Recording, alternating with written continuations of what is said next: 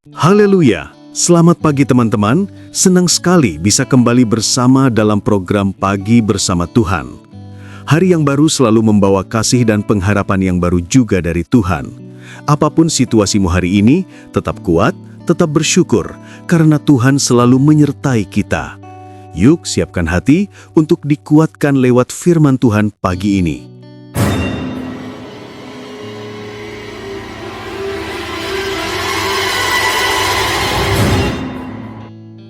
Haleluya. Selamat pagi Bapak Ibu Saudara yang dikasihi Tuhan Yesus Kristus. Kembali pagi ini kita bertemu dalam program Pagi Bersama Tuhan. Sebelum kita mulai renungan kita pagi hari ini, mari kita minta pertolongan Tuhan. Bapa di surga, kami mengucap syukur buat hari yang baru yang Tuhan berikan pada kami. Dan sebelum kami beraktivitas lebih jauh, kami ingin merenungkan kebenaran firman-Mu. Sucikan, kuduskan, dan layakkan kami. Dan berikan kami pengertian-pengertian yang baru. Dalam nama Yesus kami sudah berdoa. Haleluya. Amin. Bapak Ibu Saudara yang dikasihi Tuhan, renungan kita pagi hari ini berjudul Iman yang berlutut, Iman yang dijawab.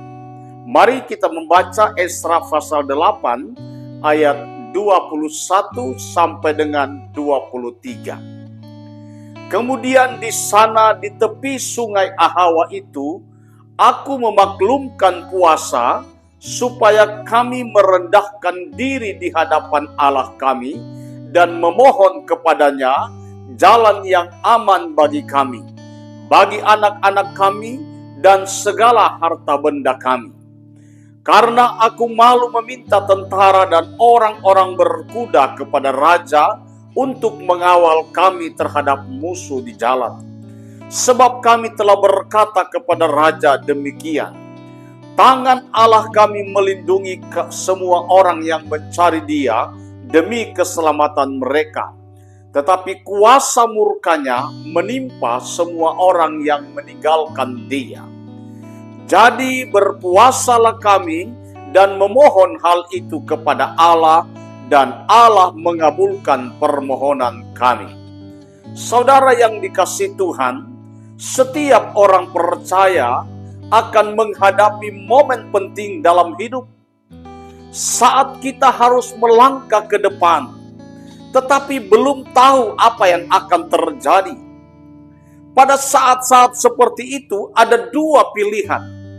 Mengandalkan kekuatan sendiri atau merendahkan diri dan bersandar kepada Tuhan. Kitab Esra pasal 8 ayat 21 sampai 23 mengajarkan bahwa iman sejati selalu dimulai dengan kerendahan hati, dibuktikan dengan keberanian, dan diakhiri dengan jawaban Tuhan. Mari kita lihat poin yang pertama. Iman dimulai dengan kerendahan hati. Saudara bisa baca kembali ayat yang ke-21. Mari kita baca ayat 21.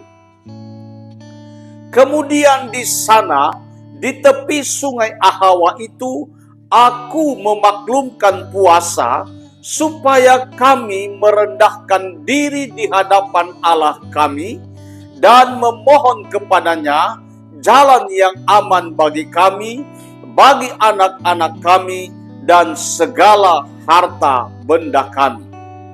Saudara yang dikasihi Tuhan Yesus Kristus, Esra tidak langsung berangkat. Esra memaklumkan puasa dan mengajak seluruh rombongan merendahkan diri di hadapan Tuhan.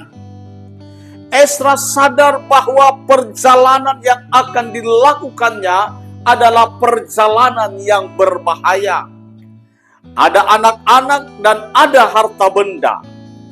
Mereka membutuhkan tuntunan Tuhan. Saudaraku yang dikasihi Tuhan Yesus Kristus, Esra mengajarkan satu prinsip penting.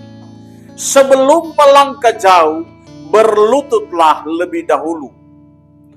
Amsal 16 ayat 3 berkata, serahkanlah perbuatanmu kepada Tuhan. Saudaraku, jangan terburu-buru mengambil keputusan besar. Belajarlah berhenti sejenak untuk berdoa dan berserah kepada Tuhan. Yang kedua, iman dibuktikan dengan konsistensi hidup. Saudara, mari kita baca ayat 22. Karena aku malu meminta tentara dan orang-orang berkuda kepada raja untuk mengawal kami terhadap musuh di jalan. Sebab kami telah berkata kepada raja demikian, tangan Allah kami melindungi semua orang yang mencari Dia demi keselamatan mereka. Tetapi kuasa murkanya menimpa semua orang yang meninggalkan Dia. Saudaraku, Ezra berkata bahwa ia malu meminta pengawalan tentara kepada raja.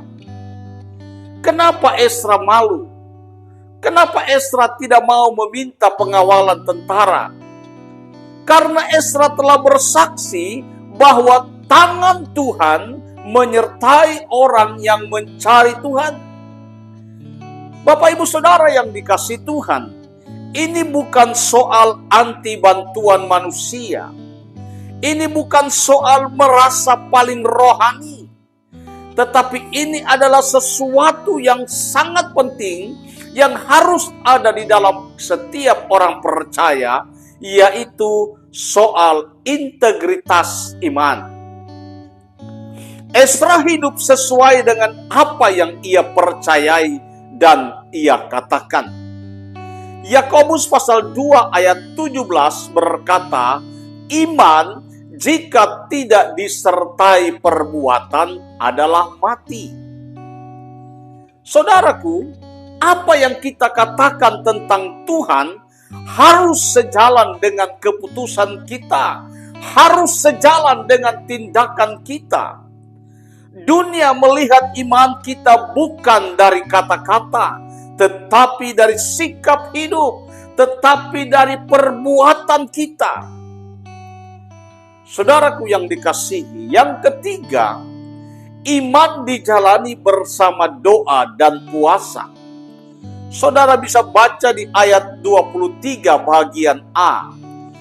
Jadi berpuasalah kami dan memohon hal itu kepada Allah. Bapak Ibu Saudara, Ezra tidak berjalan sendiri. Ada kesatuan hati, ada doa bersama, ada iman bersama. Kuasa doa menjadi nyata ketika umat Tuhan bersatu dan sungguh-sungguh mencari Tuhan.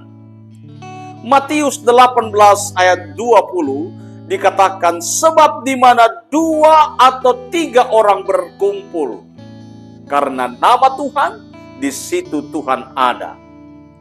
Mari kita bangun budaya doa bersama.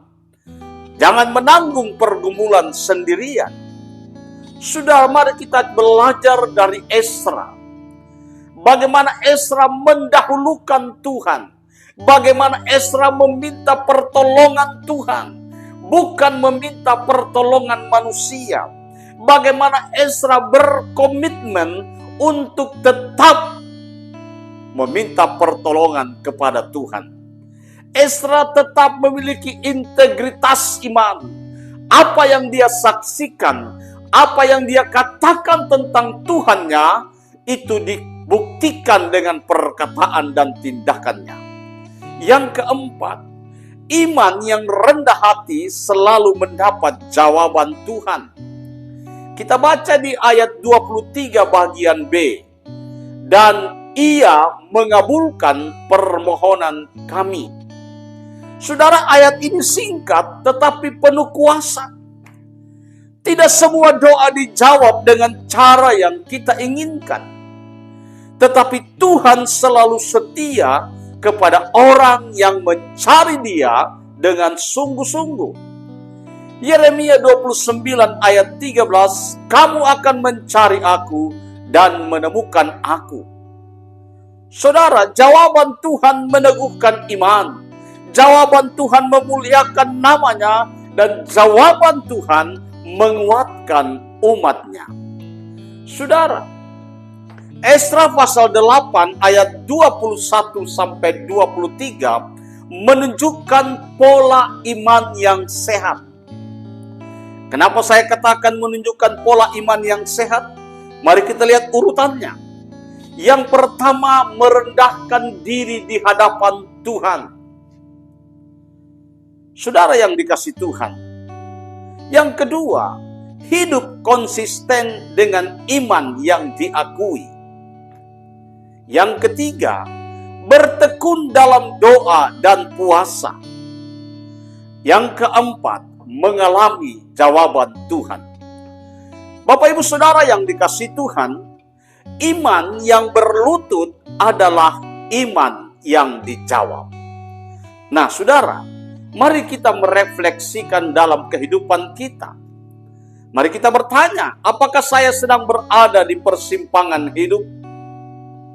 Atau kita berkata, sudahkah saya berlutut sebelum melangkah? Apakah iman saya terlihat dalam keputusan saya?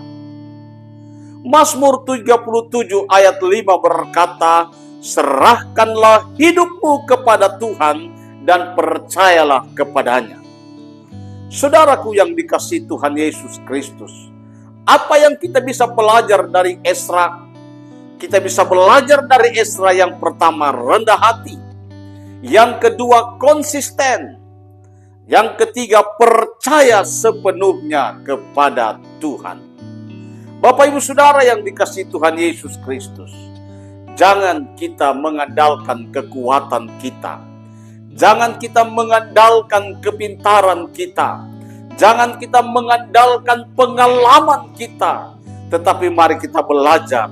Sebelum kita melangkah lebih jauh di tahun yang baru ini, kita belajar seperti Esra, mengandalkan Tuhan, percaya sepenuhnya kepada janji Tuhan, dan berharap memperlihatkan kepada orang lain bahwa Tuhan yang kita sembah adalah Tuhan yang hidup, yang mampu memberikan pertolongan, mampu memberikan perlindungan, mampu memberikan jawaban yang tepat pada kita semua. Mari kita berkomitmen sebelum kita melangkah lebih jauh di tahun 2026. Mari kita datang seperti Esra. Mari kita memiliki sikap seperti Esra, rendah hati, konsisten, dan percaya sepenuhnya kepada Tuhan. Tuhan Yesus memberkati. Mari kita berdoa.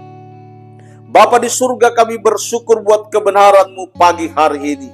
Mengajar kepada kami untuk kami memiliki kerendahan hati. Untuk kami memiliki sikap yang konsisten terhadap kepercayaan dan iman kami kepada Tuhan. Dan ajar kami terus untuk percaya sepenuhnya. Mempercayakan hidup kami sepenuhnya kepada Tuhan. Mampukan kami Tuhan. Dan biarlah sebelum kami melangkah di lebih jauh di tahun yang baru ini, kami boleh mengambil satu sikap seperti Esra. Terima kasih banyak Bapa di surga. Hamba berdoa buat seluruh pendengar di mana saja mereka berada.